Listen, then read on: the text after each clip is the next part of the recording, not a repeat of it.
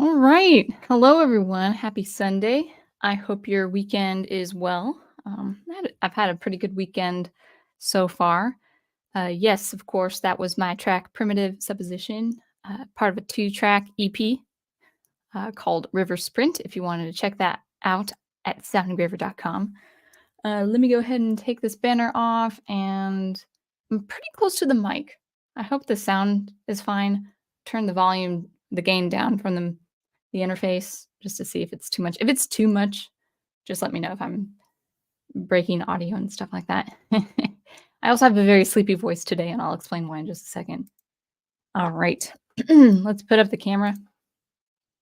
All right. So good. Hi.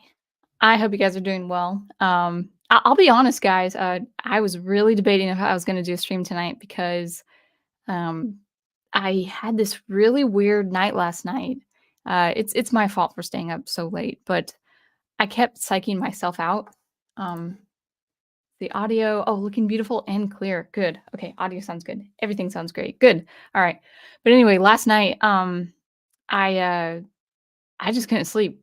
I did not fall asleep until I was just in bed like for a few hours, and I couldn't. I kid you not, I could not fall asleep until probably quarter to 7 this morning. And so I've had a very broken sleep. So hopefully I make sense today. We should be fine. I might rant. I might talk peacefully. I don't know. It's gonna be very unexpected, full of surprises. I don't know.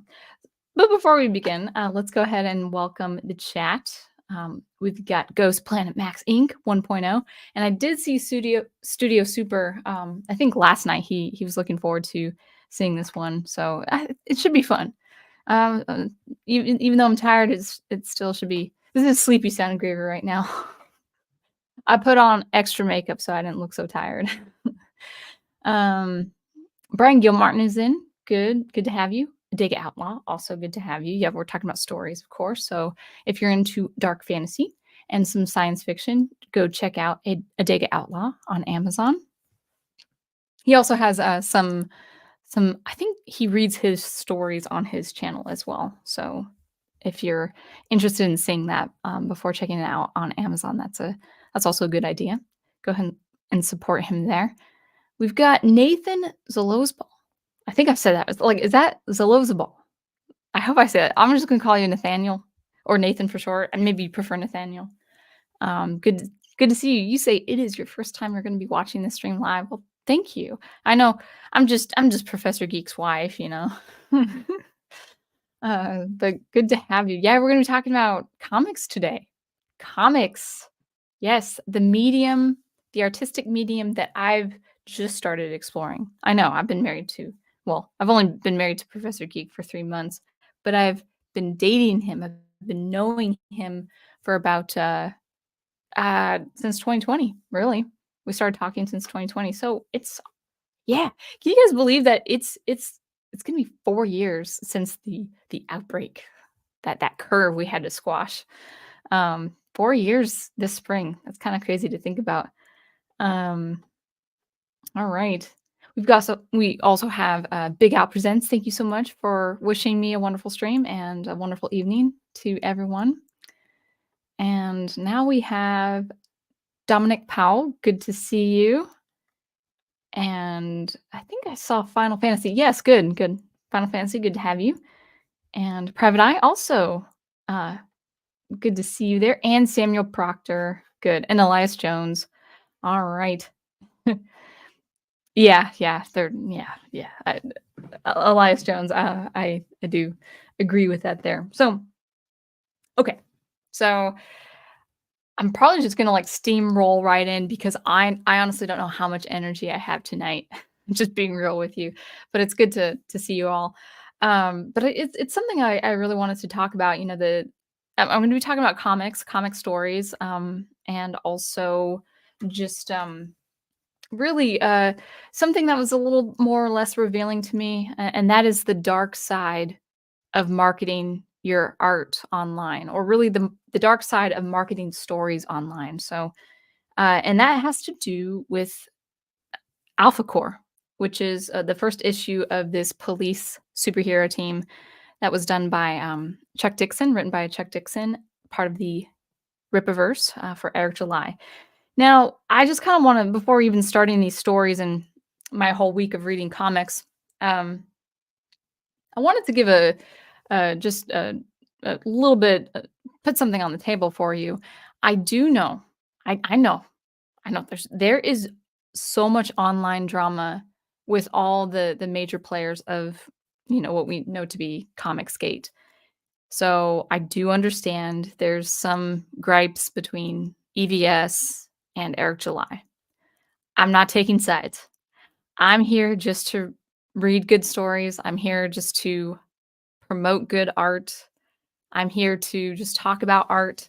I don't care who's right. I don't care who's wrong. I don't care misinformation. I don't care about any of that stuff. I just want a good piece of art. And it doesn't matter who writes it. It doesn't matter who makes it. Um, and that could be a topic for another time, as far as, I've talked about on the stream, things like death of the author or separating the art from the artist and stuff like that. And I can go into detail about that, but for another time. We're going to be talking about good stories. We're going to be talking about good comics. And so my review, and it's probably going to be a review. Okay, I won't talk about Alphacore right away. There are going to be a couple of stories that I'm going to be talking about. My hand's in the way, or my mic's in the way. But anyway, the review I do have, or I will have, or I will make, my review of Alphacore has nothing to do with my personal opinions of Eric July himself as a commentator, as a YouTuber. This is anything I say about Alphacore is just separate to Alphacore. And that's it. That's all I will say. I don't like drama. I don't think it's necessary. I think it's kind of a waste of time. I would rather just people do their own thing and not have to worry about like what the other person's doing. It's kind of like a Apostle Peter saying, "What about him, Lord?" Referring to John the Apostle, and he's like, Jesus is saying, if he doesn't pass on from this life, what's that to you? You follow me. I was like, yeah, guys, just mind your own businesses. That's what I have to say about the whole drama and stuff. Like, just mind your own businesses. Now, I will say, well, no, we're gonna talk about stories first, but let's continue with the chat. We've got Megatron with us as well. And Elias Jones says, without knowing any of the drama, there's an outside chance where the drama is artificial to drum up sales. And buy my merch to show your solidarity for Green Team. And that that's kind of going to be we're going to be talking about the dark side of online marketing because of that. Because ultimately, this is what I believe between drama with different YouTubers and stuff like that. Ultimately, it is to garner the attention and get eyes on your product or your process, whatever the case is. There I have to speak for, it's just the human nature as far as the business side of things. It's like you do want to drum up attention as kind of an ulterior motive. There's no purely altruistic, like if you believed, any of you, me too, like, well, I don't think I would promote my art like this anyway, but if you believed that all your drama, mustering up drama and stuff like that for yourself and all that, if you truly believed it wouldn't attract attention, you wouldn't do it. It's just plain and simple. So I'm not taking sides. I'm not going to refuse reading Cyberfrog if it's a good enough story. I don't know anything about Cyberfrog, but Professor Geek does like Cyberfrog. So anyway, let's so let's just kind of talk about it and just sing Slav is in. Thank you for coming in, Slav. And I'll talk a little bit about the stories I read this week. So I actually unintentionally took a break from science fiction and I started reading comics this week. Now, I will continue to read any good comic that my prof recommends, my husband recommends. That's always going to continue. But I wasn't planning on reading comics, at least on the level that I did this last week. So I read 4 comics. And my reason for that was when I was listening to Eric July's one of his videos, he was mentioning that there was gonna be, 2 more days until the campaign his, campaign for Alphacore was coming to a close, and I was thinking about that. I was like, I wa I out of all the stories, out of all the characters that were coming up, Alphacore was the one that intrigued me the most, and I have to say it really had to do with that trailer. So, Eric July has probably a 3.5, almost 4 minute, I can't remember, like between a 3 and 4 minute trailer on Alphacore, and the setup looks really interesting. It's, not the animation is not my style. It's not, so that's for them to decide what kind of animation style they want. The voiceover was a little rough around the edges, but as far as the premise, as far as the setup, it really caught my attention. I was like, I don't know, I might buy that story. And then last week, I had heard, maybe a couple weeks ago, I had heard that it was just a matter of a couple days before the campaign was going to be drawing to a close. And so I thought, okay, I want to buy it. I just want to see it for myself and all that. However, as much as I appreciate July as a commentator, I thought, you know what? I don't want Alphacore to be my first comic. And so I talked to the prof, and he had recommended two things for me. Uh, so I have three stories on my thumbnail. I've got The Long Halloween, Alphacore, and Superman Kryptonite.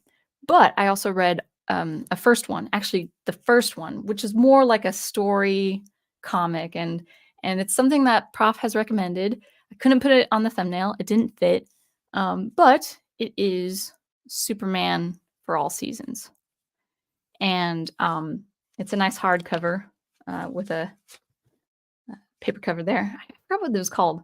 What is the paper protection called? I lost my train of thought. I lost my words there.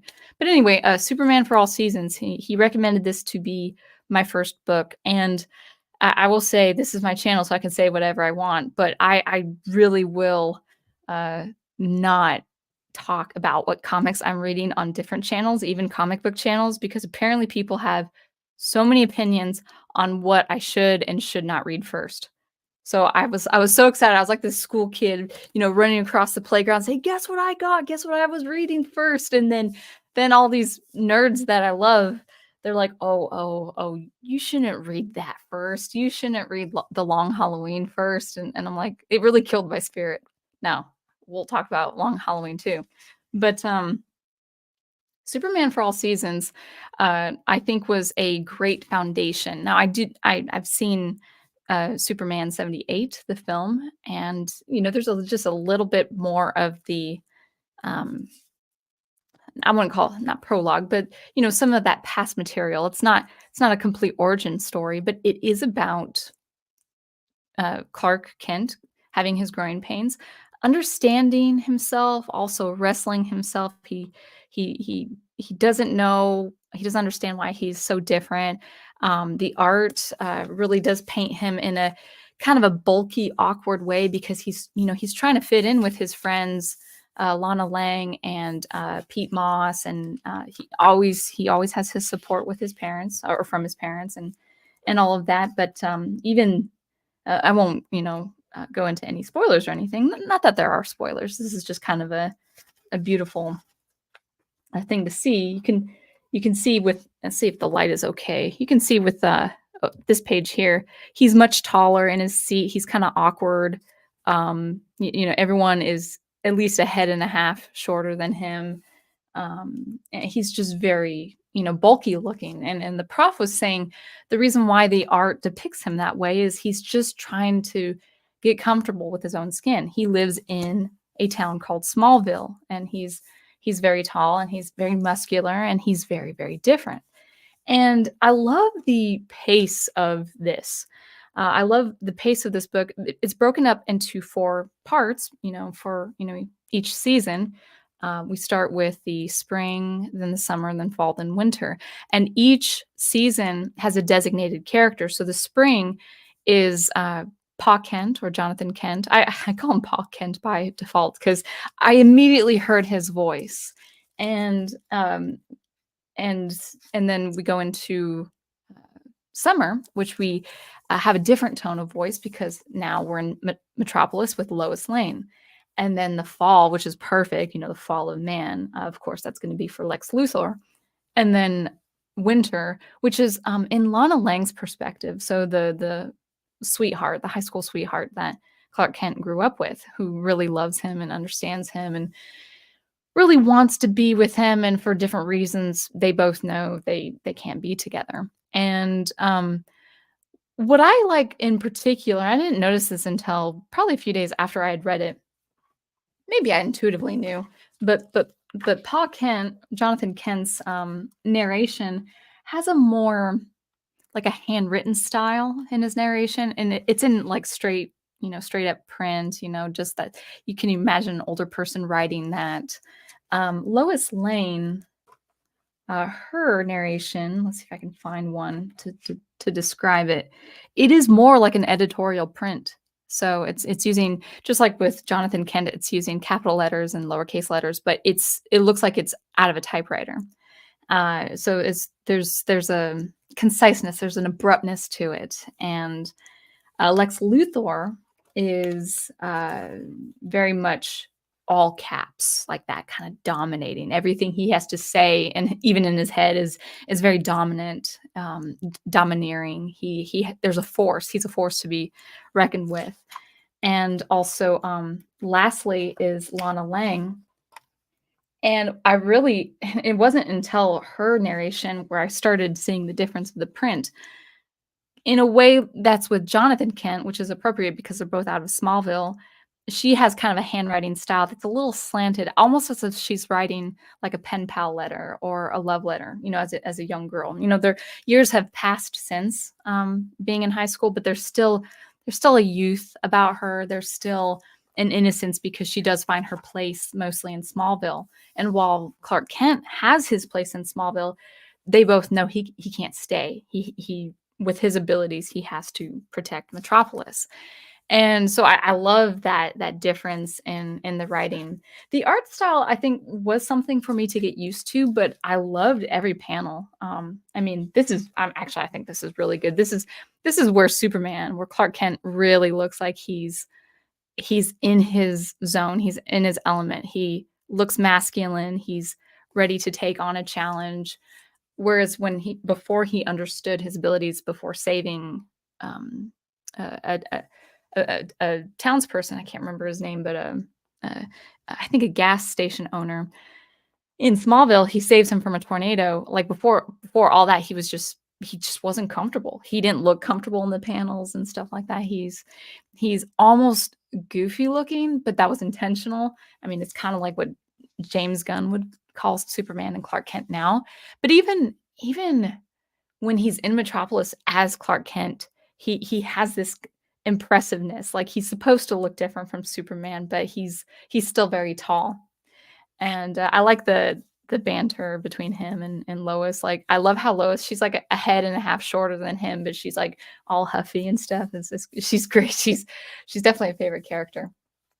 And so really evenly paced between all 4 parts of the book. I mean, this was a perfect first comic / I don't know if you'd call it a graphic novel. It works like a comic. It's a little bit more open than a comic. It's not so condensed with so much information. You really do take your time going through the thoughts of all these individuals. Now, before I set this book down, I did want to actually pull a couple nuggets out of every story that I read. What was the first one? The first one is with Jonathan Kent's perspective, and it's really dealing. It's Superman / Clark Kent dealing with his most intimate, I would say, conflict, his internal conflict, not really understanding why he has these abilities and still trying to fit in a place like Smallville. And after the tornado has destroyed a lot of Smallville, he's helping restore the city, picking up tractors and stuff like that, even though like no one knows of his abilities. Like every time he flies, you can see like, it's with his parents. It's not with anyone that can see him. But his most, I would say, impressive conflict right now before he becomes Superman in Metropolis is he calls down to his parents. He says, "You should see what it looks like in town. I can't help thinking." And then it goes down to this, like, lower panel. The glare is kind of, yeah, it's a lighter colored book. He says, "I could not help think that I could have done more. I could have done more." And and Pa Kent is internalizing this. He's like, what he said, the look in his eyes, "I could have done more." And that's his conflict. His real special abilities to be invulnerable to things like a tornado, like a devastating tornado. And he's still wrestling with, like, that conflict of, what if I could have stopped even further destruction? That's the inherent conflict that you see with someone like Superman. A couple other things. Let's see. One with Lois, and I love this too. So now we're in the bustling, hustling, bustling city of Metropolis, and I love that pose, like that. He's just he still has the same facial structure as Clark Kent, but he just looks like, especially this panel right here, like that dynamic pose. I mean, that looks great. I should, like, put it in the center. Yeah, there we go. He just looks great. And so now we're in Lois Lane's perspective, and she says, internalizing this, she's like, "Superman. I was the first one to call him that. It wasn't easy coming up with a name for someone who shouldn't exist. Collins over at the Star tried the Metropolis Marvel, but or Metropolis. Let me read that again. Collins over at the Star tried the Metropolis Marvel, but it sounded like a pro wrestler. Jimmy kept angling for Mighty Man, and I told the kid to stick to taking pictures. You know what I really wanted to call him? Too good to be true. He flies, he can see through walls, he can lift up cars or bounce bullets off his chest or just do about anything he wants to. And that's the part that gets to me. He can do anything he wants to, and he decides to do what? Be a hero? Why? I mean, and that those are the two questions filling up these 2 pages. Be a hero, and he stops this missile. Whoa, that's so great. Why? And so we're seeing kind of the cynical, high tech, high affluent, highly affluent city, Metropolis. I think I've said Metropolis. We've been we're seeing it from her perspective. She's not used to seeing someone, especially who is someone very powerful and very alien, to be so kind-hearted and so good in nature. And then lastly, going into Lex Luthor's perspective, and this was my first introduction to Lex Luthor besides the movie. So I appreciated it. He has a little bit of red hair in this one. He's not completely bald, but you can see too, like, without even showing you too many of the words, how impressive he does look. He looks big and bulky, but he's in a suit. He's not from a small town. He's made this city, as I will say. Let's see, where is it? He's ruthless. He's you guys know him. He's pretty bad. He's pretty bad. Um, there it is. There it is. So in all caps, he says, "My city, Metropolis. Like all good love stories, it is full of betrayal, anger, tragedy, and revenge."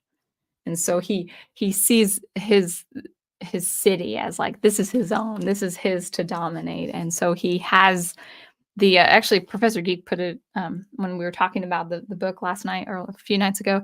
He was saying that they're both strong men, and Clark Kent as Superman, he is from another place. He is supposed to be, as Luthor insinuates, from another world. He's alien, but he's the one with the strongest, the warmest of human hearts. Like, he's the best kind of human being. Whereas, like, Lex Luthor is not an alien. He is a resident citizen in the country, in Metropolis, and his intellect and his cold-hearted character, that it makes him alien to. He's so completely removed from humanity. And so there was just a lot of good things about this book. So highly recommend, if you guys haven't read it. And this was my first official comic book reading experience. So A plus, I would say. All right. Next. But I couldn't read Alphacore. No, no, no. Not before reading at least one Batman story. And so this is The Long Halloween in paperback. And actually, I will say this. I liked the story a lot. It took me, gosh, I think it took me a couple nights to get through. Probably even 2 nights, maybe another half a night to get through all of it. You can see it's really thick. And as the cover implies, and as Batman as a character implies, this comic book, or this novel rather, it kind of reads like it reads like a film noir. Like it took me, yeah, it probably took me a good 3 or more hours to get through, depending on the different nights, and it plays out like a noir film, and it's great. Like, and I'm gonna say this page right here, when Batman's telling him to stop, for Joker to put the plane down, have the plane land. I'm not kidding. This is one of the brighter pictures. Like you hardly see red, you hardly see any bright primary colors at all. Like this is a dark, like colorly speaking, this is a very dark, very muted book. This is common. You can see how muted everything is. You really feel the presence of the bleakness of it all, like just this bleak presence about the whole story. And it's basically a juxtaposition of who Batman is and Bruce Wayne is, together, and who Harvey Dent is, ultimately Two-Face. And playing out Dent's personal tragedy of becoming Two-Face, and how he deals with his own personal tragedy, pursuing justice until it becomes, obviously borderline obsession, and then also Bruce Wayne pursuing justice. And in a strange way, he is obsessed too, but he's good. He's inherently good. So there's that juxtaposition between Harvey Dent and Bruce Wayne. I'll confess this. I'm used to Batman the animated series. It's still got that Art Deco noir look. It's beautifully artistically done, but there still is an upbeatness to it because it's a children's cartoon. It's an animated series, and so I wasn't expecting this book to be so dark. And when I read the very final few panels, I was like, "Oh, that's dark." It's dark, but there's inherent goodness in Batman. Bruce Wayne, he's a lot more tense, obviously, in this book than in an animated series. But he's still good. He's still inherently good, and so I did enjoy it. I needed something a little bit more upbeat after this book, but it wasn't a downer, and there were some really soft moments, really beautiful moments. Like one of the best ones was there's a killing for every holiday, and that's the premise. Who's the killer behind killing on during the holidays? And so Thanksgiving is one of the holidays, obviously, and he gives Solomon Grundy a plate of Thanksgiving food. And I was like, see, that's Batman. That's good. Was there any? I did mark a couple scenes, but maybe I can't remember if I wanted to see where that is. See, I gotta be careful with this book. The markers there.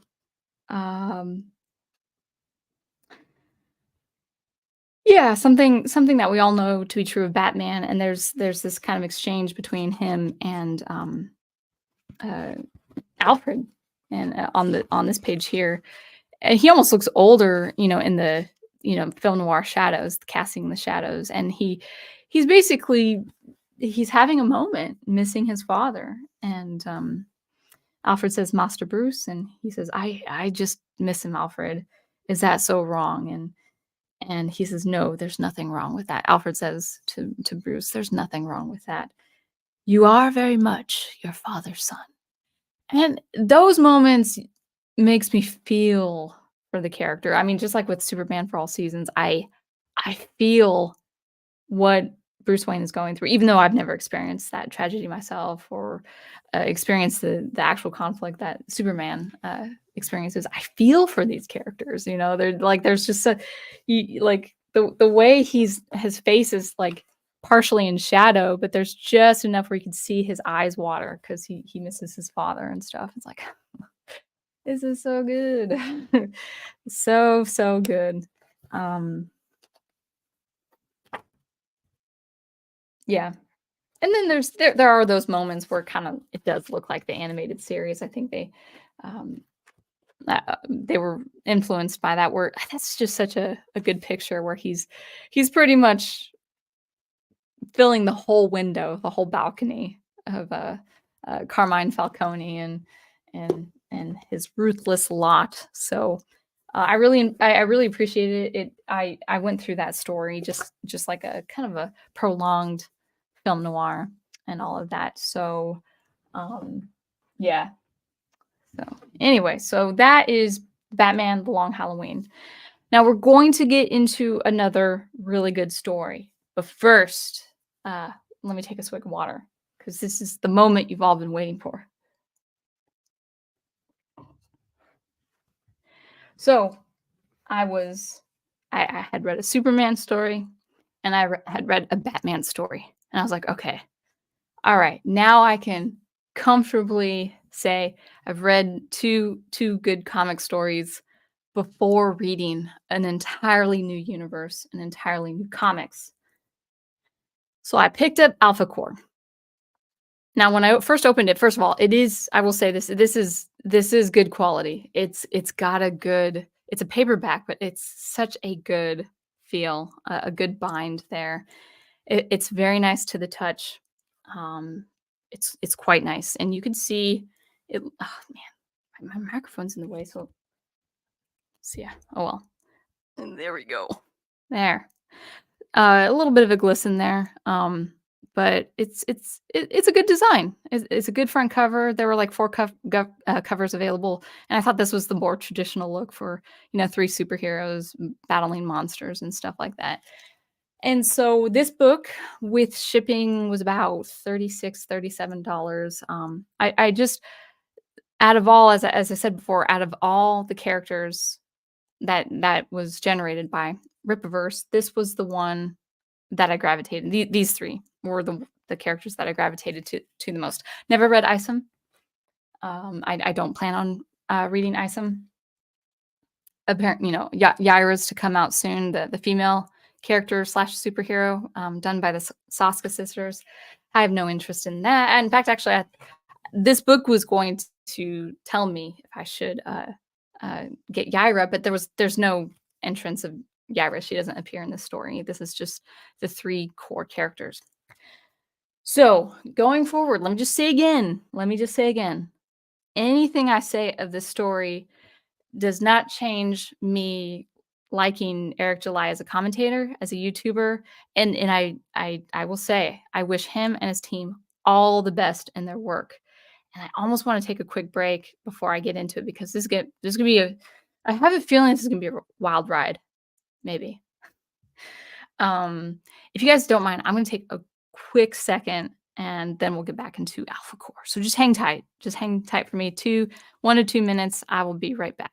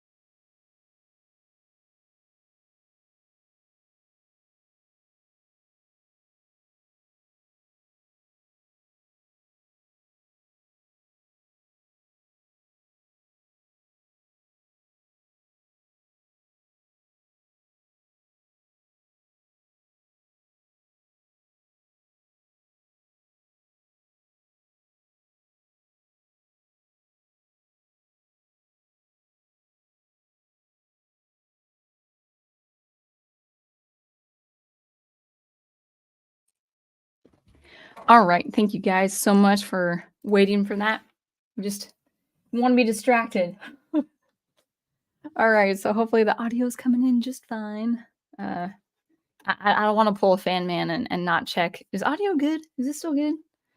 All right. I'm going to trust it's good. So we were talking about Alphacore. So this is, I guess most of you probably know if you're in the indie comic space. Obviously, this is Eric July with Rippaverse, and this was Chuck Dixon writing it. Joe Bennett is the penciler, and actually, if you guys are curious, there's like, where was it? Where did that? I think I read it on. Oh yeah, this first page here.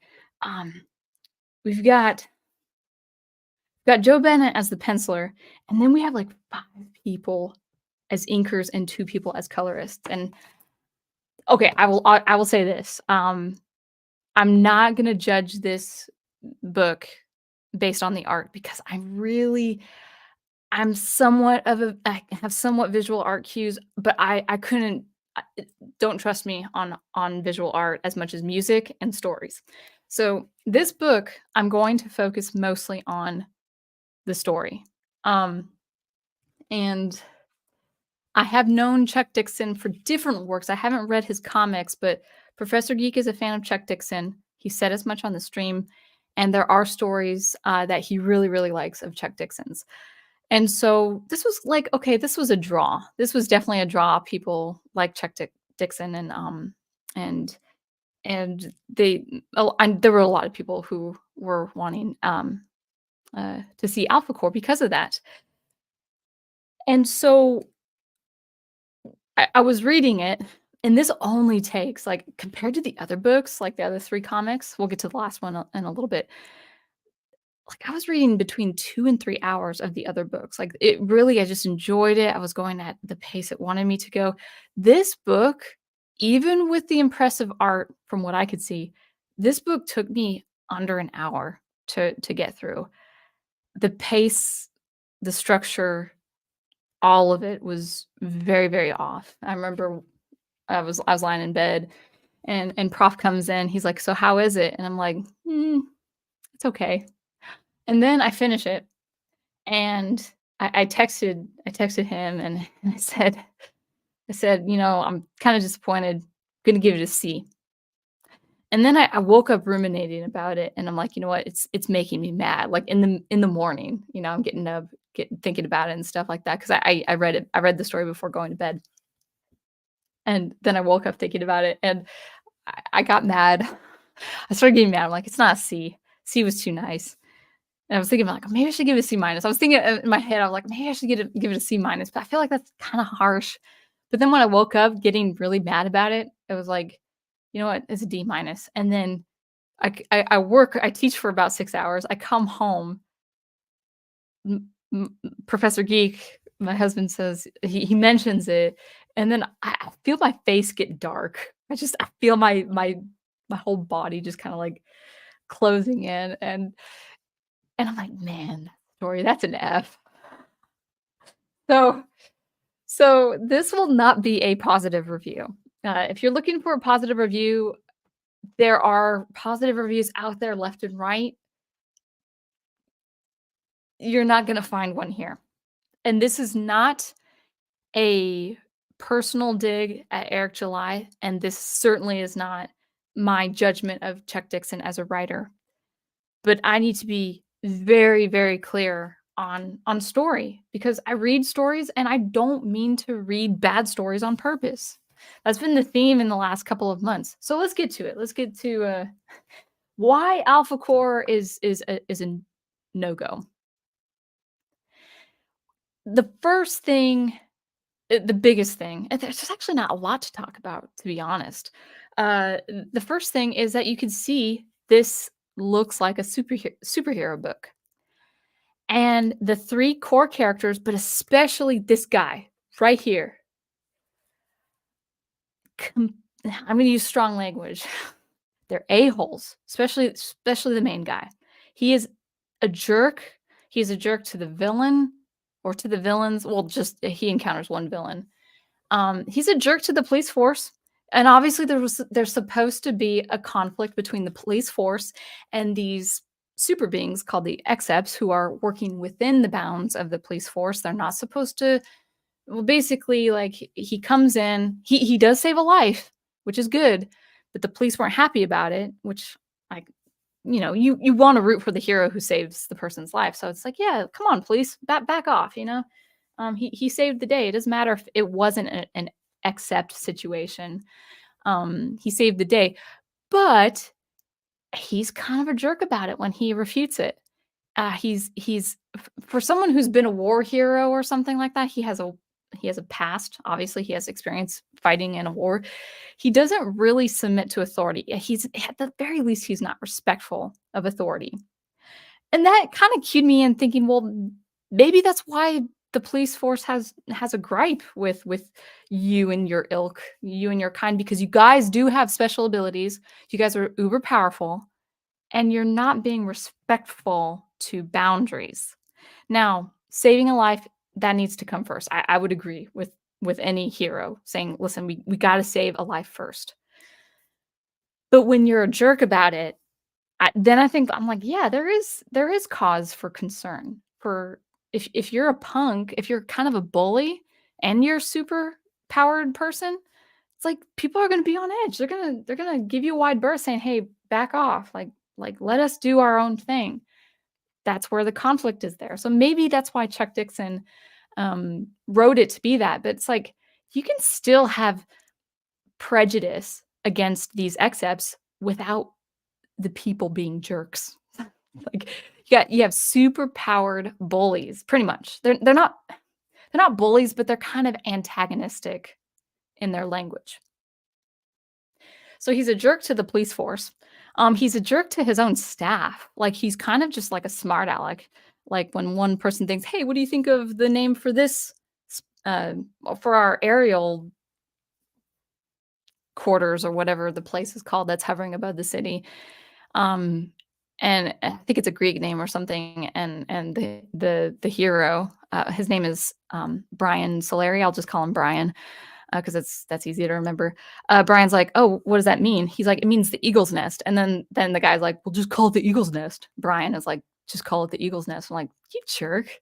He's just trying to come up with a cool name. Like, just be encouraging, okay? So the dialogue, okay. So some of these positive reviews are going to say, I even heard it, like they say it's going to be top tier dialogue and stuff like that. There was some dialogue that was absolutely cringe. Some dialogue, some name calling that was something I hadn't heard since the early 90s. Like you don't call anyone this. No one has heard this word, this term in like 20 or 30 years unless they've watched a movie out of that period. No one's seen or heard that term. But anyway, Brian Solari is he is directly supposed to be an analog to Superman, and he's a very indecent human being. But more than that, he's not only a jerk, he's an absolute moron. So they're doing this investigation, and they defeat these except enemies to get to this item that's held in the vault, because apparently some big baddies are really trying to witness the demise of the police force. And so they have this grand master. There can be spoilers, okay? There can be spoilers. The lady villain, she has this grand master plan. Like, I want to do away with the police force. I want chaos or whatever. I don't know what her motives are, but she just wants to destroy the police headquarters or whatever. So the okay, what should I talk about first? Her stupidity or the main guy's stupidity? The main hero. Well, anyway, let's they kind of coexist because it's a really short book. So the lady villain has this plan to destroy the police force, the police headquarters, and probably just take casualties, obviously casualties with her or with them, with the destroyed headquarters or whatever. Now, the way she goes about doing that is pretty dumb, but fear not. Fear not. She gets away with it because of the asinine character that is Brian Solari. So we'll talk about Brian Solari. Now, I'm a little sleepy, so this rant might go off on tangents. Basically, they stopped these two bad guys that had something stored in a bank vault, and it's this thumb drive. It's like, oh, this like they're causing all this commotion and damage for this little thumb drive. And so Brian and some other staff, they take the thumb drive, and they're back on their hovering aerial base or whatever. I'll call it aerial base.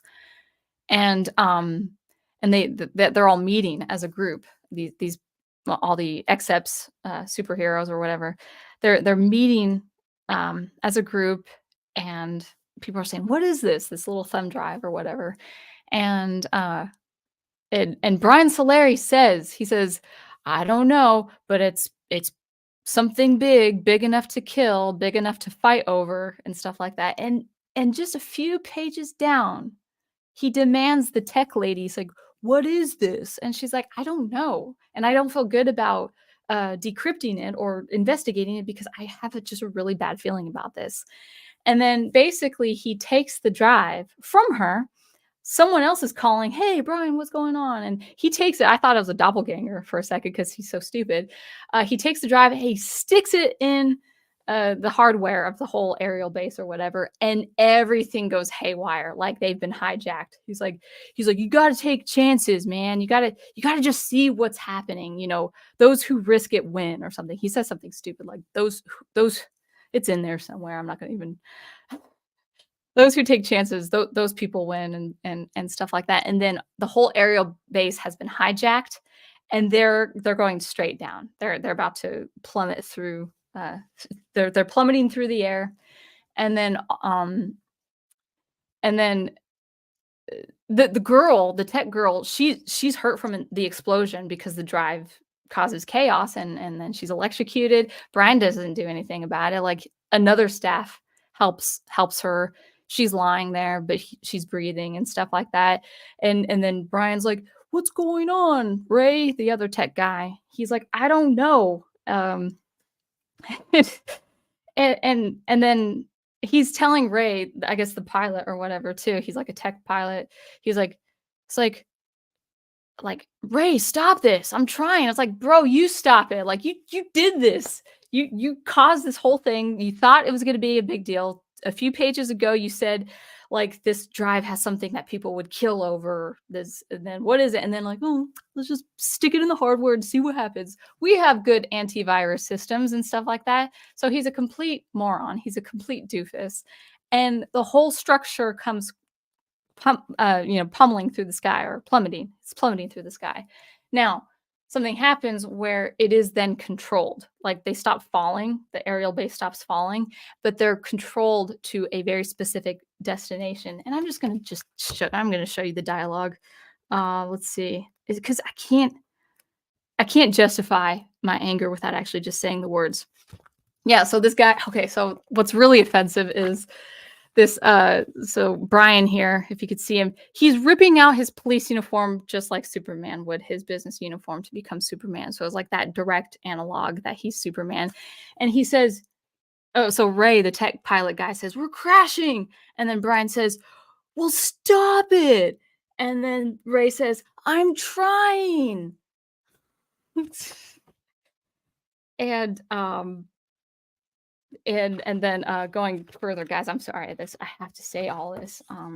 So so Ray finally goes out with his, or not Ray, Brian goes out with his cape and stuff like that. And what does he say? He says, "You need to pull up. We're heading for downtown." And then Ray screams in the intercom saying, "I keep trying to tell you, Brian, we're not doing this." "So who is, Ray?" As if that's important in the moment. "Whoever set us up with that drive." That's the whole page. That's both pages. So it's like, I don't know. It's maybe I'm not making sense for realizing how asinine is this, but basically they had a mysterious drive from a vault that two except enemies were trying to protect or fight over or whatever. They obtained the thumb drive, Everyone thinks it's dangerous, even Ray or even Brian. But then Brian's like, "Well, let's see what oh, come on. How bad can it be?" That's what he said. "How bad can this be?" And so so the villainess, she's all laughing and saying this on the phone and stuff like that. Yeah, and so she's driving or at least some apparatus that she's controlling is driving the aerial base straight to the police headquarters so there could be casualties and collateral damage and stuff like that. So they tried to stop it. It's not working. Um, and like and it's a back and forth between Brian and the tech. It's like, "Oh, watch out, watch the road, Ray." And he's like and he says this, I'm not the one driving, butthead." It's like and then so they have to save people, which is good. I'm glad the heroes are saving people. Braxwell, the Brian and Braxwell are the ones who can fly and they're saving families. That's all good and stuff. And then one person, and I can talk about him a little bit later.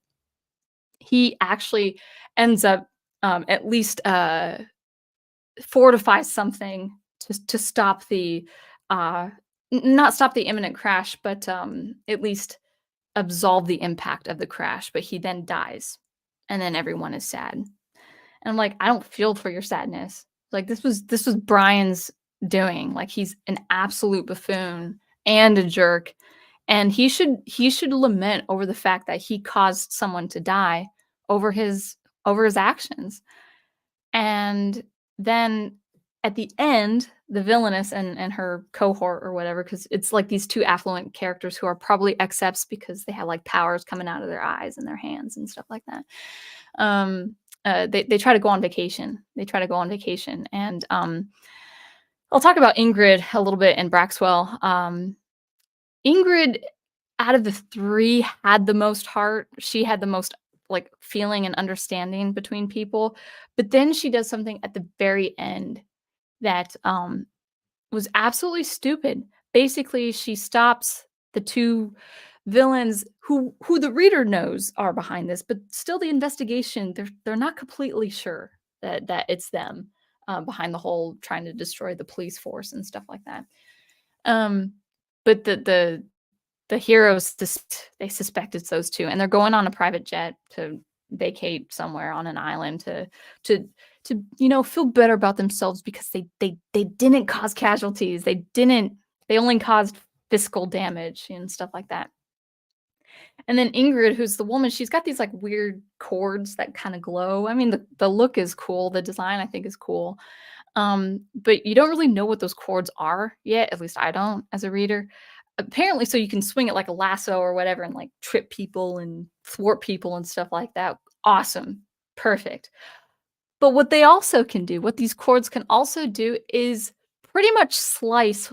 It was either an engine, spoilers. Yeah. Yeah. It's an engine of a private jet. See that thing hack off right there? So does she dial it down where it won't sever any limbs, but it can take off an engine of a private jet? And then she says, "Looks like your vacay has been delayed. Engine trouble." And then they all go like they strut out like, "We did it. We thwarted the bad guys that we suspect to be bad," or whatever like that. And I'm like, you just damaged millions of dollars worth of personal property. That's gonna look great to the police force. So this whole conflict between these XFs and the police force is like, yeah, there should be conflict. There should be suspicion because these are super powerful beings who are acting like jerks. So there's so much. And then Braxwell, he's kind of the silent type. He's a man of few words and stuff like that. I think he does like that or something. But there's a police officer. He saves, and let's see if I can find it. I don't know if I can find it. Yeah, actually, it's toward here, just to show you. Oh yeah, here. So he's like kicking butt and stuff like that. Yeah. All right, good. And then he has this kind of like pose, this dynamic pose. I'm looking up and stuff. The officer, the non-accept officer, says, "It's Braxwell, right? Thanks for the assist." And then he without a word, he just flies off, and the officer says, "Well, take her easy." So he doesn't say, "You're welcome," or "No need to thank me," like heroes should do. They should have that kinda language. And then, and then the guy who dies, I did say spoilers, right? Sorry if I spoiled things for you. But the guy who dies, he's actually a pretty likable character. He's this officer who has XP powers, and, you only see some of his abilities with one finger to get through this door bolt or something like that. And, and he's with Ingrid and stuff like that, and she's kinda a little standoffish with him at first, but then she warms up to him and stuff, and she says, "Oh, you're an accept," and he says, "Yeah, it's just party tricks. I really don't have a lot of power and stuff like that." And she's like, "Well, just work at it. It's like a muscle." He's like, "Really?" And then not even if I don't know how much time has passed since that and then the catastrophic event at the end, but probably not that long. But basically, he little bolts come out of his index finger, and then she says, "Work at it. It's like a muscle." I'm like, "Okay, there's gonna be development of some kind." Well, no. Um, to stop the aerial base from crashing into the headquarters, he raises up so much energy to thwart the impact, and his body's exploding with a type of energy and electricity, and, unfortunately, he dies from that. I'm like, "Works like a muscle, huh?" Maybe in the next issue, we'll see that he's been practicing, or maybe he hid the fact that he practiced. That I'm not gonna read the second issue, but it was like that's a Mary Sue moment. Like, "Oh, yeah, work at it like a muscle." It's like, "Boom! I have ultimate power." So, I was not a fan of Alphacore. High quality produced book. It feels good. The art, I will say, looks pretty decent. I'm not a complete fan of it, um, but those characters, I didn't feel anything. I didn't feel that they were sad. I didn't they had this little banter. I'm like, "Why I don't feel you guys laughing with each other because I just don't feel you. I don't know who you are. I really don't know what your motives are, really." Like, what mo okay, we know that Brian Solari wants to help people, and he's miffed that, like, the police force is putting a hard stop to his interference. Okay, good. That's a good conflict. But then they're they're trying to interfere and cross boundaries. And there's one point in the book where he says, we had a saying in the army, it's best sometimes it's better to apologize than to ask for permission.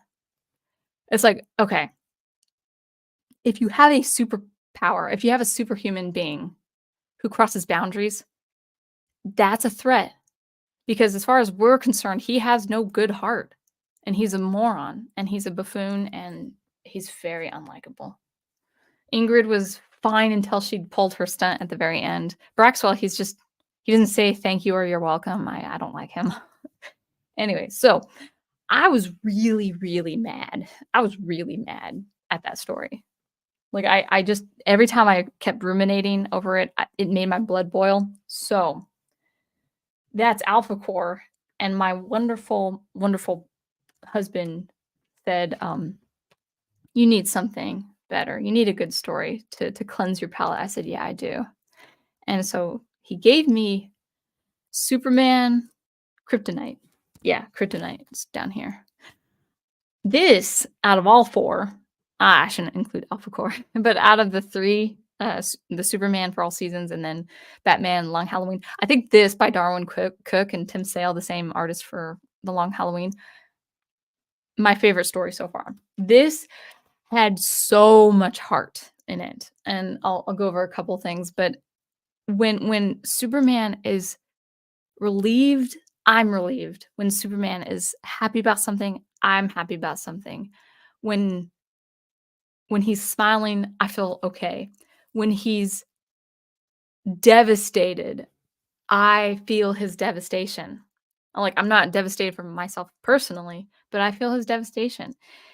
This is great. There are a lot of wonderful things about this book. The art is really, really nice. It goes, you can see even it kind of sets you up with this kind of green because we're talking about kryptonite. And then this being, this essence, this alien essence inside the kryptonite. We go back and forth between Superman's perspective. Well, actually, no, it's not just Superman's perspective. It's all the different characters' perspectives. But we go through this being's perspective, kind of in this gray scale or green scale. We see um, where he comes from, or we at least see that he's traveled with a Kryptonian.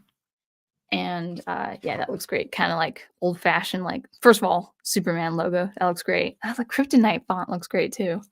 Um, and a wonderful forward by Darwin Cook. And so when we're in this kind of green grayscale, we're in the perspective of this being that is trapped within the kryptonite stone. And he starts understanding humanity in his time with Tibetan monks, and then a hardcore Italian, ruthless Italian conqueror of sorts, before he goes with the conqueror's son, who we find out to be, I won't say who it is, and kind of an important person in the story. And so we go back and forth between like a nice, beautiful color palette, really nice colors. Like, whoa, that's nice. Just, I needed something after the long Halloween. Like, I need color. Really, just all around, just a great story. It wonderfully paced. This, I think, took me the longest to get through. No, I think Long Halloween took me the longest, but the pace of this was just wonderful. It took me about 2.5 hours to get through. I read it in one night because I didn't feel like doing anything.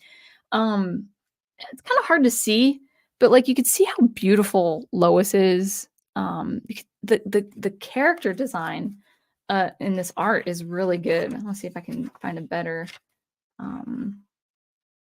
Let's see. Yeah, I love this. Like, we can see just how beautiful Lois is with the sorry for the glare, her shapeliness, Superman's handsomeness, their struggle between like liking each other, but knowing that Superman can't just live for Lois; he has to live for the world, because that, and she understands that, and all of that. And then you kind of go into this grayscale, but it's not in the past. It's just because we're with Lex Luthor, and you can see the only color you really see as a contrast is him watching Superman on camera. But everything is grayscale, everything is dark, everything is angular, everything is actually, there's one thing I did catch here when he's surveying, the chest or the S there, you can see that the lights I can't, how am I going? The lights pointed down, like angular, like, and then the S, we only see the S partially. We only see that one angle drop down, and there's this kind of triangulation that frames Lex Luthor, that descending line, like the fall of man, very angular, just all square, all angles, but a definite, like, there's no ascension with him. Everything is descending with Lex Luthor. Because he's a Batman. A little intimate moment with the polar bear. He's just talking his problems out to the snoozing polar bear. He's like, "Are you lonely, boy?" He's like, "Yeah, me too." So I mean, just like these moments that are just really intimate, really likable. I love how Lex Luthor kind of talks. He tries to persuade the populace against Superman. Like, he's trying to dissuade the populace from liking Superman. Like he's about to like give all this money to fund these sick kids and stuff like that, like kids in wheelchairs and stuff like that. And then all of a sudden, like, Superman comes in with like a happy fun day, Metropolis, and he sounds like an ideologue. Lex Luthor sounds like an ideologue without, I'm not spoiling anything, but he says, "Ladies and gentlemen, please, it hardly seems fitting we hear from a circus strongman with a penchant for baking at an event such as this." He's implying, why are people cheering for this indestructible strongman juxtaposed with, a an area, a place of sick kids. Like, that's not fair. It's not fair that Superman is indestructible and he's trying to cheer up these sick kids. He doesn't know. He doesn't know, you know. I love this story so much. Um, I love when the being of the kryptonite is talking about. I almost don't. I don't want to spoil it, but like some of the art is actually kind of is really good. We're going from the green grayscale to like fire and destruction, and this is the past. When you see the green blocks, it's the kryptonite being, the being inside the kryptonite talking, and it's fire and destruction, and then there's this beautiful. Oh, I don't want to spoil it. Oh, okay, I'm gonna flash it real fast. Ba ba. uh, basically it's not really it's the past, it's not anything presently happening in the story, but it's the destruction of a home with fire, and then it's flying over Las Vegas, and Las Vegas is lit in the same color because it's vice. The being describes Las Vegas as a place of absolute decadence, absolute vice, and a certain character doesn't even he doesn't even feel the trappings of his success because he's void of all emotion and stuff like that. So there's a lot. There's a lot in this book. It's so good. Anyway, so that was my week. I took a break from science fiction. Was there actually no? There's one more thing I have to say that we all know of Superman. Let's see if I can find it. Did I mark it? I can't remember. Yeah, yeah. At Pa and Ma can they make me crack up. Uh, well, look what the cat dragged in. Hi, son. How about some pie, mother? You get your own darn pie, Jonathan Kent, because she's not happy that Paul can't try to keep the secret of invulnerability or vulnerability of Superman. Like, anyways, like Ma Kent basically wants to know everything about her son, even if her son has a point of weakness that could be exploited. There's this beautiful so Superman understands that he does have the weakness found in kryptonite. He doesn't know what kryptonite is yet, but we all know. Like it's like even I who didn't read Superman for the longest time, like it's pop culture understanding that Superman has a weakness and that's kryptonite. Down in this panel, he reveals like he hugs. I love his Smallville shirt too. He hugs his parents and he's wrestling with this now that he's happy to know he has this weakness because it makes him feel more connected with humanity. But he says something so Superman. He says it kind of gutted me. He said, "If they asked me right now, if his parents, if they asked me right now, I'd think I'd stay here with them and never leave again, but they won't, and I can't. So they won't ask me, and I can't stay here. I have to protect Metropolis." It's like, yeah. All right. So this really helped me. This book really like gave me like a good beat. And that's all I have to say. So that was those were my comics. I'm gonna be probably pretty slow reading comics. One second. Um, ugh. Let me grab a swig of water here. And I spilled some water. Darn it. Anyway, I'll be probably pretty slow reading comics going forward because it's just not an artistic medium I default to.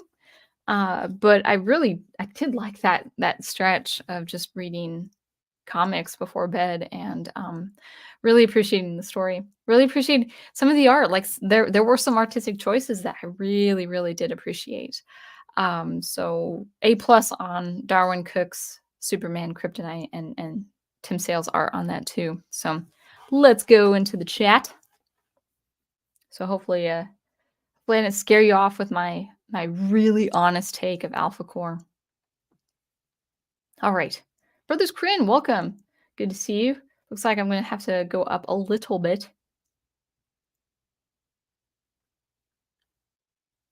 Emil isn't. Welcome. Good to see you too. All right. Private Eye says, let's see. Oh man, you guys are talking.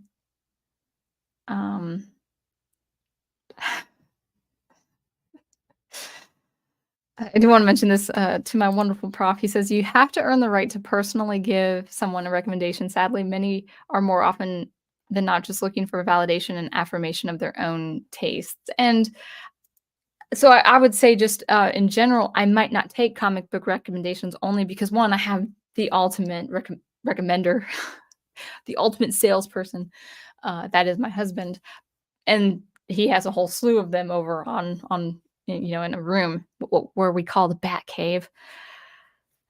But the other thing too is like you know um I will go between comic books, but also sci-fi because I still default to science fiction. So I will probably pace myself as far as that medium is concerned, that graphic novel is concerned. Oh, yeah. Wait a second. I need to talk about the dark side of online marketing. I had so much fun talking about the stories. Okay, let's go through the comments. That's what I'm going to say. Um, and then I wanted to actually talk about one more subject before going. I have a hair that's like in my face. There we go. One second. I'm going to straighten my hair out. All right. I think my hair's out of my face. I think so. All right. So let's see what you guys have to say, and then, man, maybe this would be its own separate video. Dominic Powell, for all seasons, remains a classic Superman story, along with what's so funny about truth, justice, and the American way. And I have heard good things about that one too. Yeah. Yeah. Good.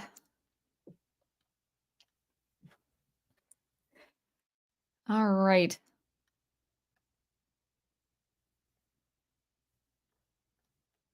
Continuing on. I'm gonna maybe scroll through some of the points. Andreas says Superman is a beefcake, and in this comic, it seems Tim Sale toned down the beefiness in Superman, the kryptonite. Well, Professor has actually said this even to his students because they make the same kind of comparison. He's supposed to look at out of shape, like proportionally out of shape, not physically out of shape.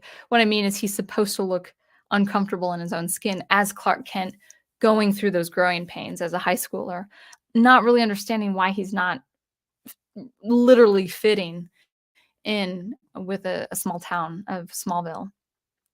I mean, there's even a point in Superman for All Seasons where his friend Pete Moss, who is lankier in build, he's shorter. He's like a head or so shorter than Clark Kent, where he wants to go to Metropolis. He wants to make the big bucks in Metropolis, and he ends up having stayed. So there is that kind of circle of who's going to go, who's going to stay, who fits where, and how they fit, especially as they grow older.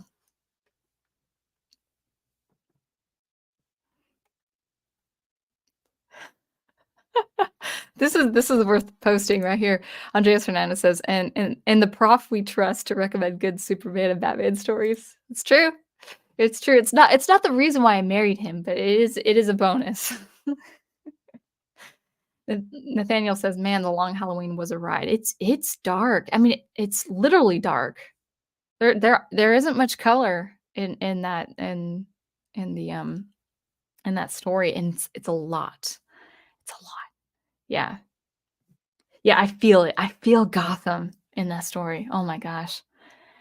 The only red you really see is things like blood, and even then, sometimes the blood splattered is dark. It's like an oversaturated red black color.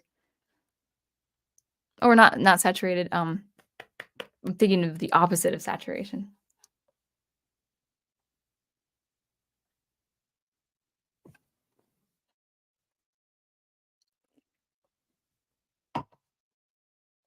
Brother Corinne says, "It's been a while. Hopefully, you're all well."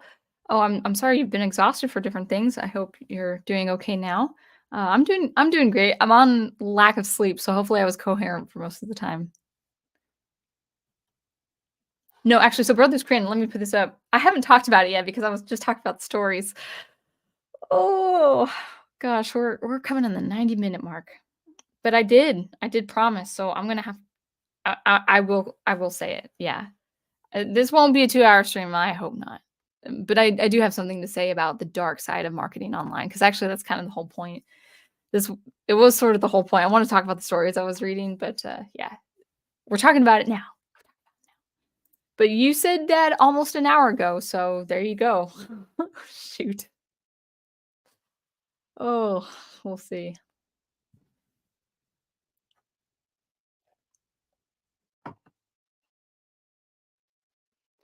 Samuel Proctor says, I heard The Long Halloween could be considered a better year too. I don't remember where I heard that though, and I haven't read it yet. So take it with a grain of salt. Yeah, I don't think I spoiled anything, especially for The Long Halloween.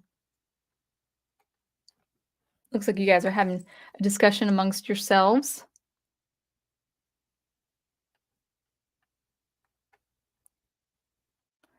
All right. Brothers Crin also says, you're not also a superhero fan. My favorite was Spider-Man Clone Saga, John. But other than that, other than these and the one other two, I prefer fantasy and fiction to superheroes. Yeah. I think I saw your YouTube channel there. You do more gravitate toward fantasy. Yeah. All right, continuing. Yeah, you guys are talking amongst yourselves. This is amazing. Dominic Powell says, I appreciate honest, objective reviews of any work of fiction or art, regardless if it's positive or negative. And I hope I'm objective by not being happy. I've done it before with things like Dan Simmons' Hyperion. It's a sci-fi classic, and I'm not sure why, and it needs to be talked about. Um, and I actually don't judge a piece of art based on what I feel about the artist. So, like, if it's someone I really like and they produce an art piece that I don't think is objectively good, but I like their personality, I'm gonna like their personality. And yeah, I think I should talk about the dark side of marketing online. Let's do that, and then I'll get to the comments, not comics, comments. I just talked about comics. Okay, so using this as a prop again. So reading Alphacore really revealed something to me about the online marketing space. I am very much like every once in a while Eric July with his commentary, but I will not be buying his stories. That doesn't change me viewing his commentary. That doesn't change me thinking differently of his personality. What does change, in my perspective, is something I think we should all be careful about, especially with YouTube personalities. And that is um, Eric July, his team, his team of admin, his artistic team. I did watch the campaign videos, not all of them, like 1 or 2. But they were long videos, like the campaigns talking about the process, the artistic process, and the sales and stuff like that. And everyone, and I mean everyone, they said, like from Chuck Dixon to the Saska sisters to Eric July to his admin team and stuff like that, they said this book blew them away. Well, Chuck Dixon was part of it, but the other people who like it blew their minds. It was the most amazing thing. You hated the villains. You wanted the villains dead. And I thought, okay, the villains were interesting. The big baddies who were behind it all, they were flat. Some people I heard some reviews say like, "Oh my gosh, Lillian, the villainess, who sets up the whole thing, she's terrifying." I'm like, "She's not terrifying. I'm not scared." I mean, I'm scared, more physically scared of I think his name was Galvin, the electro villain guy. Yeah, him. He's pretty scary. He nukes a guy in jail and stuff like that. He's terrifying. Like he's terrifying. The guy who becomes like a smoldering molten rock of fire. He's also terrifying. But they don't the heroes put him out pretty quickly. Even the non-accept heroes put him out pretty quickly. It's not that hard to defeat the actual super beings that are villains. But the other villains, they're they're just these affluent people bickering toward one another with among drinks and drinking and playing putt-putt golf and getting a massage and stuff like that. I'm not seeing anything that to make me afraid. They just complain. They're not brother and sister, but they kinda act like siblings, like these rich, yuppie siblings. Like, "Yeah, yeah, yeah," like, "You're not doing the work you're supposed to. I don't like to get my hands dirty," and stuff like that. I'm like, "Boring." The big baddies, they're boring. But everyone said, "Oh my gosh, the villains are amazing, and you wanna see them die, and you really feel for the characters," and everyone across all the platforms, across all the departments really made me interested in this book. And even more, especially more, was the trailer. That trailer that Rippa Studios set out really piqued my interest in the book. If you've seen the trailer, those characters in the trailer, in the animated trailer, are nothing like these characters. Absolutely nothing. This guy in the trailer, he looks good. He looks interesting. He looks noble. This guy is a jerk. In this book, he's a jerk. He's a jerk. Why is he a jerk? Makes me mad all over again. Anyway, but in the trailer, he's a completely different man. He almost has that Superman-esque feel, but just with a Southern drawl. And I didn't hear the Southern drawl in this guy's, language, in the comics. But that's what I wanna talk about with the dark side of marketing online. Um, I trusted I I have to say, I trusted to have a knockout of a book because of how well it was marketed on those platforms, on YouTube, on these YouTube videos, on these live streams.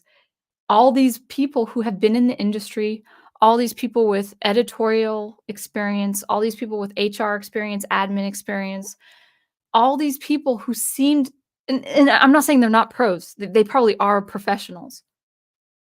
But the way they were talking about, I was like, "Okay, this is gonna be something big. This is gonna be something timeless. I'm going to see something stick with the Rippaverse, with Alphacore."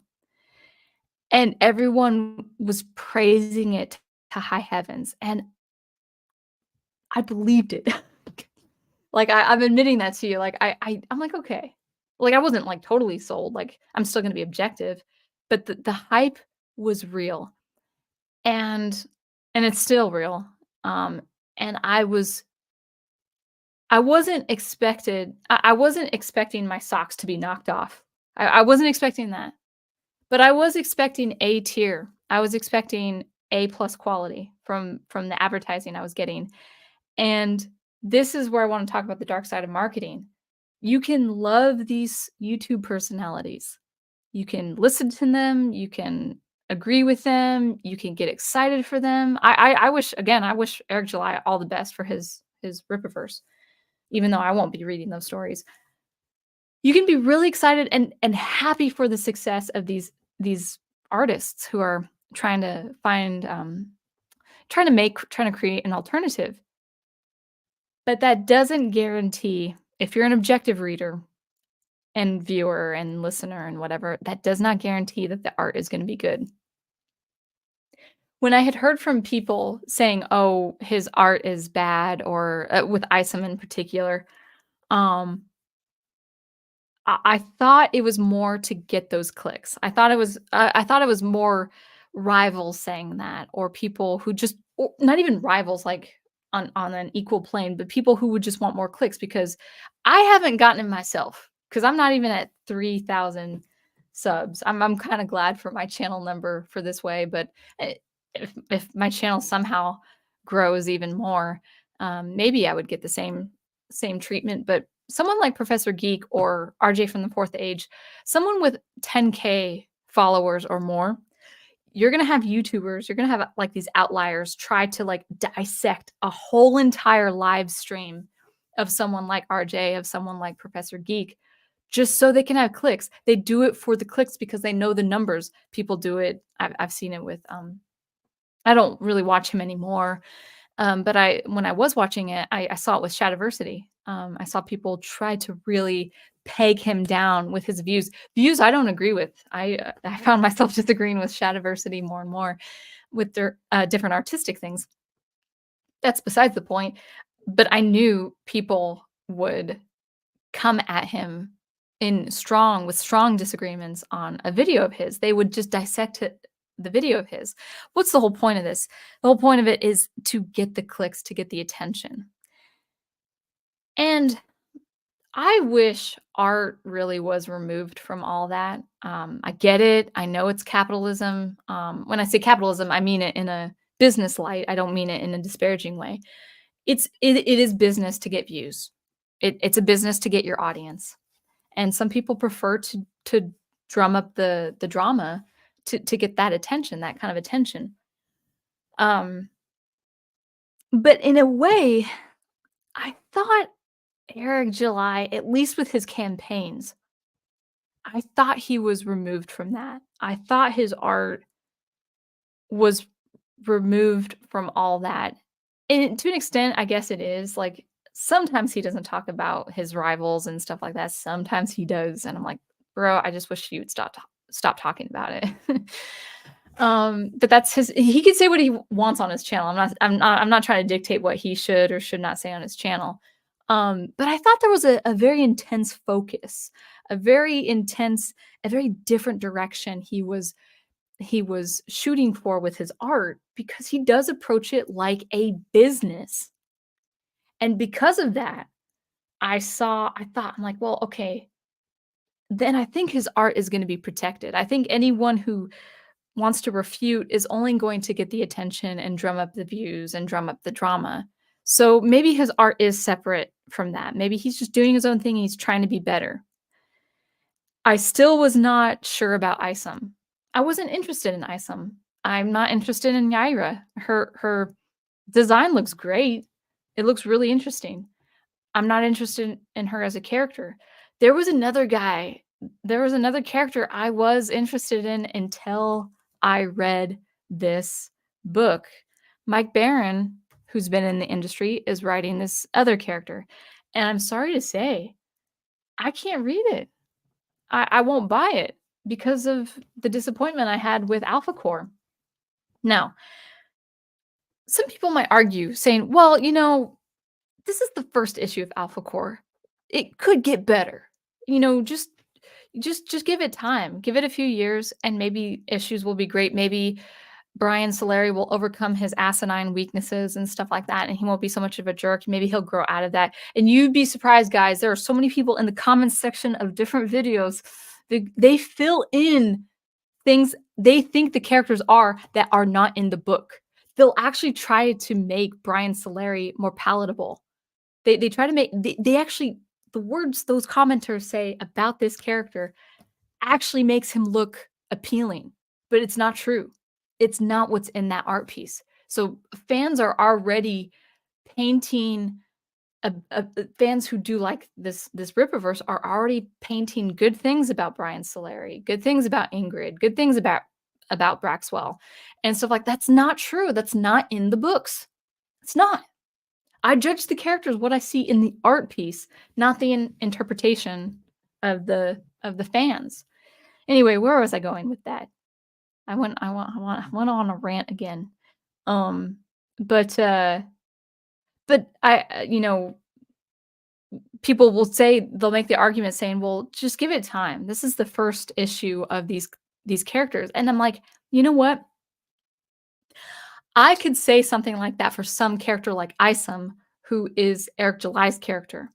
I can see if Eric July really puts in the progress and hires honest editorial writers, editors, content editors, not just grammatical editors, content. I can see progress with someone like Eric July. But this is Chuck Dixon. That's the foundation of Alphacore. And it's the ricketiest foundation I've ever seen with characters, with new characters. And so I can't see it getting better. I can see it developing, but I can't see it getting better. And so the whole point of my little dark side of online marketing is you can like a personality, you can like a commentator. For me, I need to separate the commentator from his or her art. The art has to be standing on its own, regardless of how I feel about the commentary, regardless of how I feel about someone like Eric July. And I say this because he is such a strong personality. A lot of people love him, a lot of people do not like him. Wherever anyone is on the spectrum on that, it doesn't matter. He is a personality. He is a YouTuber. And I'm gonna say a couple of things. Your attachment to a personality can actually obscure your perspective and your objective of what is or isn't good art. Because you like a personality, you wanna support his art. You want to see him succeed. That's a wonderful thing. Like, you wanna see the people you like succeed. Awesome, I get it.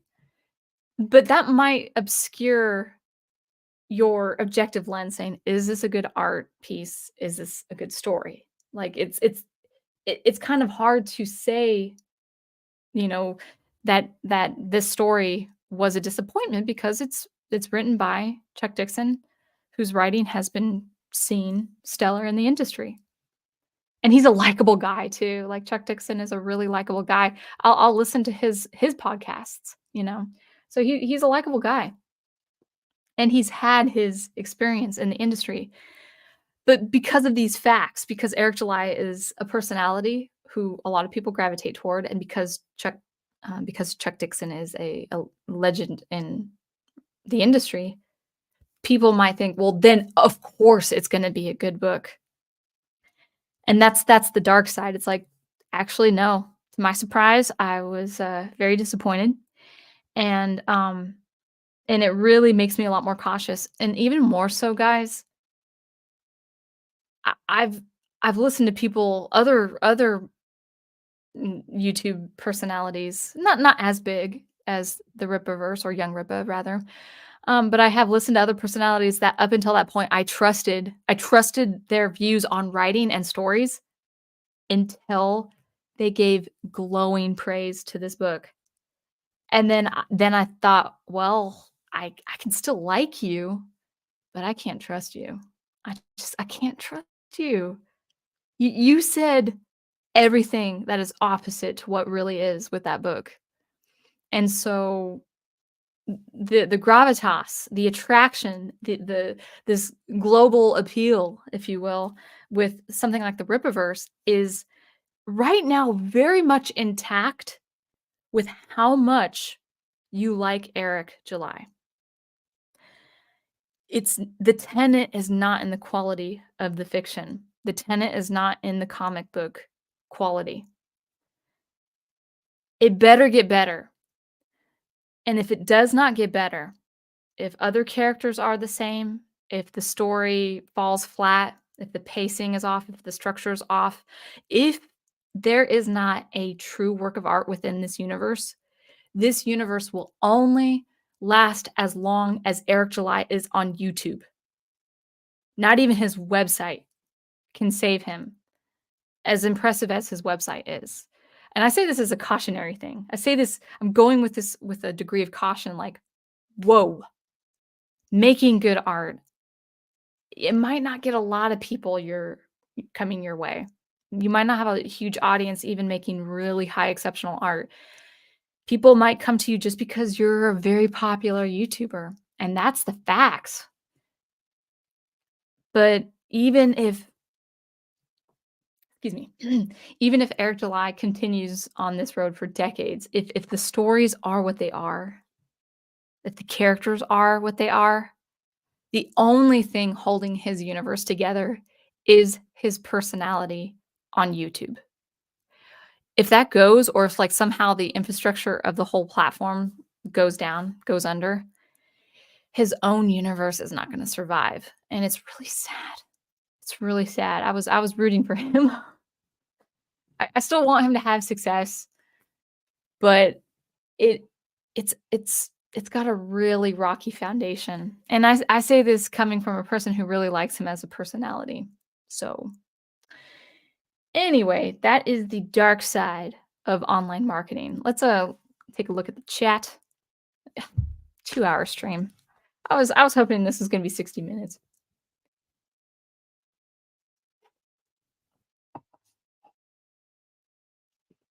Brothers Crin says, so you've read Alphacore. You say they're the characters are idiots. They behave so like kids. They behave like kids, not knowing what's going on. Yeah. Yeah, so Nathaniel, looks like he's read it too. He says, "He who dares wins," and that's before Brian sticks the dangerous thumb drive into the system. And they didn't win. They didn't at that point in the story, they didn't find who the real bad guys were. One guy dies, you know, they didn't win. "Oh, they struggle, they're weak, they're human." I'm like, "No, no. Have some compelling conflict, come on." Anyway, let's continue. Andrea says, "Do you think this is a character that can redeem himself later and realize he should use his powers for good, a character arc?" Okay, so here's the thing. Brian Solari, he's the equivalent. He's the in my I haven't read all the characters. He's the Rippaverse. He is Rippaverse's let me say this. I want to say this cleverly. It's not happening. He is the Ahsoka of the Rippaverse. And what does that mean? The writing doesn't punish him. The writing doesn't punish him. He should have been court-martialed for pulling a stunt like that, the stunt he did. But the writing doesn't punish him, just like it was with Ahsoka Tano in Star Wars. The writing does not punish him for his actions. Character dies. You see them all at the character's memorial or funeral rather. Doesn't matter though, because he's still being a hero. He's like he should have been ousted. He really should have been ousted. Not ousted, that's not the right word. Ostracized? There should have been absolute conflict after that. Because what's the police force gonna say when they understand the actual cause of the aerial base going down to pretty much wipe out the police force? The writing, I don't trust the writing is gonna explain that, and that's so aggravating. So, no, I don't think that's Andreas, to be totally honest with you, I don't think that's the basis for a character arc. If the writing punished him for his actions, yeah, then that could be a start of a character arc. But him saying, "Oh, I made a mistake. Oh, well, I'm still gonna be a hero." That's exactly what's happening in the story, so alright.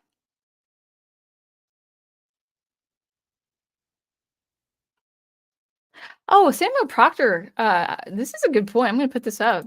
You say, "Sounds like he didn't sound out the dialogue out loud," so meaning maybe Chuck Dixon with his writing or other people? Yeah, Professor Geek says, "Read out loud your writing." Read it out loud, see if it flows, see if there's a flow to it. Even if you're not doing something like an Audible book. Um, for instance, the word "accept," meaning exceptional or exception for these superhuman, super beings, superhuman people. Interesting word. I actually kinda like the word, but it's very hard to say when you're saying something like, "Oh, this is an accept threat. This is an accept situation." I would just say this is an X situation. Even that's kinda hard to say, but yeah, anyway. Nathaniel says, "Man, Ingrid was just as insufferable. I'm not some comic books." Yeah, that I'm gonna put that up. That was also part of the dialogue. I rolled my eyes actually when she said that. "I'm not some comic book superhero." It's like it was like a try at breaking the fourth wall, but it just fell so flat. Yeah. Anyway. And by the way, my review, guys, is just my reading experience of this story. I have not seen any negative reviews. I know they're out there, but I don't actually like watching those. Thanks for watching me, but I actually don't prefer people ripping it apart, like, when they're really out to get Eric July. Um, So I kind of avoid that. Slav says this just reinforces my decision not to read Comicscape books. I mean, I'm sure there are good books out there, but my goodness. Professor Geek just pines, he's not clutching his pearls per se, but like he would have everyone get an editor. Editors are good for you. They're like the vegetables. They're like the supplemental minerals you take with your meal. They're the amino acids. Okay, I will try to wrap this up around 8. Wow. Yeah. Hello, Studio Super. Good to see you. Yeah, Andreas. Yeah, Lois Lane, especially in the second book. She's pretty in the first book too. Very pretty, but she was really pretty in Kryptonite.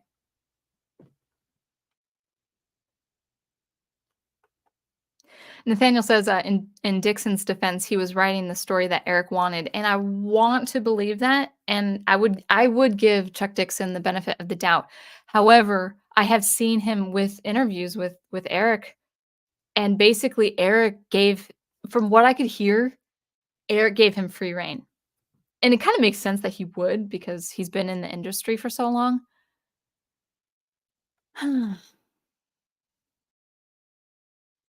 Yeah. Anyway, let's continue. All right, continue.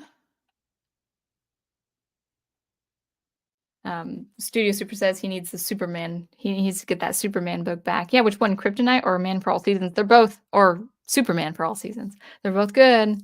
I loved Kryptonite. I hope other stories are as just as enjoyable as I had a wonderful time with reading that book. All right, continue. Sound Engraver says that southern accent was perfect. I can't remember where I had the southern accent. My family, my mom's side of the family is all from Texas. Um, so and I've lived in Arkansas. I've lived in like rural Arkansas for a few years. I have family in Arkansas. Um, I guess I say a few words that is Northwest because I'm from Northwest, but I've lived in the South now, and I consider Virginia South. I've lived in the South for 10 years now.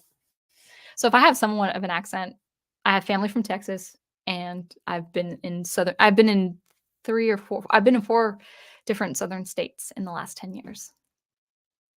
And plus my mother-in-law, she really has that accent, and that was a terrible impression. Oh, I should voice Ma Kent. That's hilarious. You eat your own darn pie. That was terrible. Now that I'm trying, I don't think I'm doing a good job. Slav says, "Essie said comics were bad. It's so over." I see. I believe in good art, guys. All right. Ghost Planet Ghost says, bye everyone," and it's like that was half an hour ago. No, I'm still here. Let's see. Yeah, Private Eye says, "What's the title of the stream? The Dark Side of Marketing Stories Online." I hope I was clear about that. If I'm not clear about that, maybe I'll retitle it and then just have its own separate video. Yes, maybe. All right, continuing on down.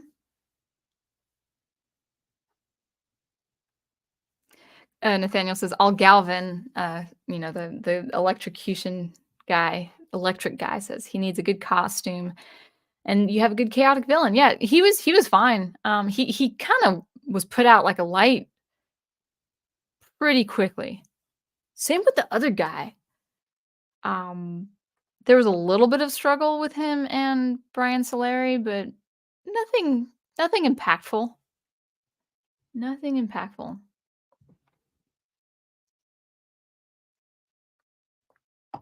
When it comes time to eventually market my comics, I'm gonna be as honest as I can about the material that is in it. Yes, please. Market it, advertise it the way it is. Don't overhype it. Just have it an elevator pitch, say what it's about, and have just an organic interest, even if it's just a handful of people at first. Um, That's where it counts. That's where it counts. Brian Gilmore says, that you say you think what's missing from these heroes is a sense of humility, probably, and humanity. Humility needs to come back to superheroes. The lack of it is why these heroes act like jerks. It's like I don't understand why they had to act like jerks. Like Ingrid damages millions of dollars worth of property damage, taking out an engine of a private jet. Why would you do that? Why? Working with the police. Why would you do that? To make what point? They'll get another jet. They'll get another plane. Oh, sorry, did I delay your vacation? And if her cords are that strong, how does she operate within those what? I don't get it. Does she have like this her powers are not explained. The only powers that are explained is she can't fly. That's pretty much it. We don't know anything about those cords. I don't and if it can cut through a jet engine, it would kill anybody or take out a limb at least, and that didn't happen. Anyway,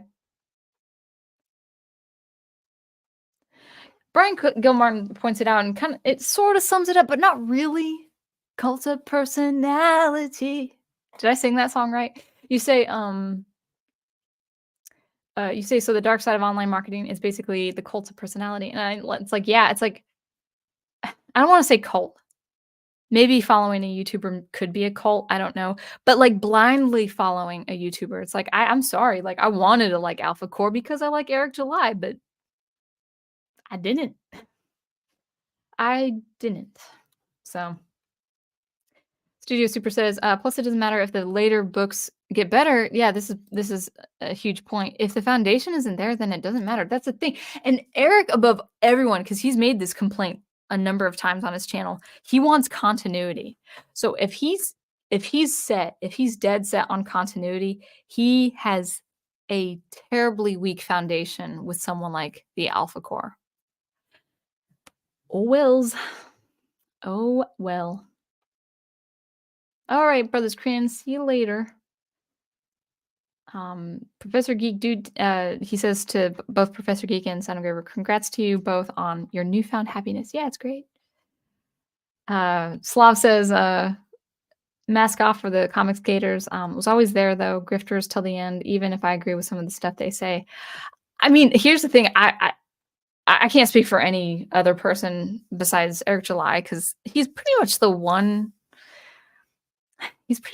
channel out of that affiliation that I follow, like, frequently. He's not a grifter. He just really knows how to overhype the marketing, which is fine, you know? Like, if you're a business person, that's what you gotta do.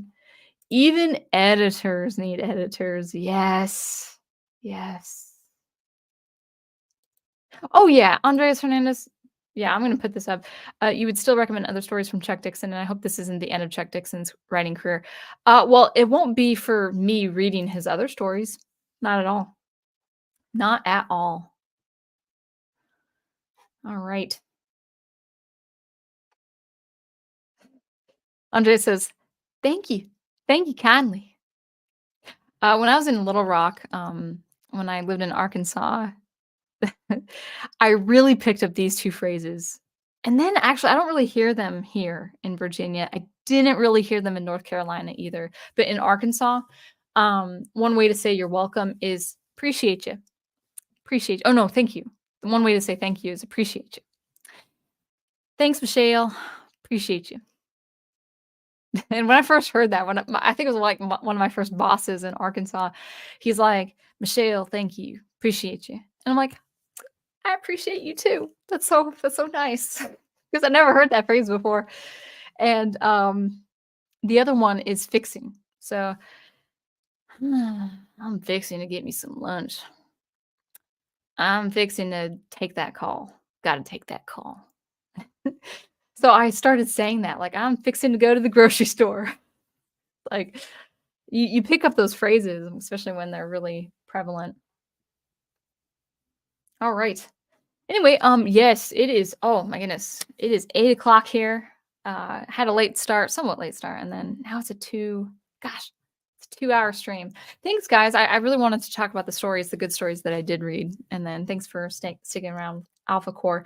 I don't really have anything on the dock for this week. I'm going to take a break from commentary, um, and I'm also going to really focus in home in on composing my own stuff, which I've been doing, and then also SuperCollider stuff. Any video you see in the week, if it comes this week, I'm not sure if it will, depending on my schedule. It's going to be more SuperCollider. I'm backing away from commentary, at least for a little bit. I haven't.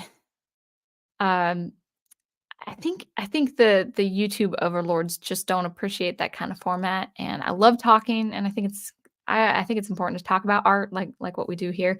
But I think for now, where my channel is going, at least what I feel good about, is my separate videos are really just going to be me in something like SuperCollider in a very educational way, in some place like Logic Pro in a very educational way, and any art commentary is pretty much going to be the form of a live stream. So with all that said, thank you guys so much for sticking around with my stream. And until I see you next, keep producing, promoting, and preserving the good art that you love. And I will catch you later. Thanks again.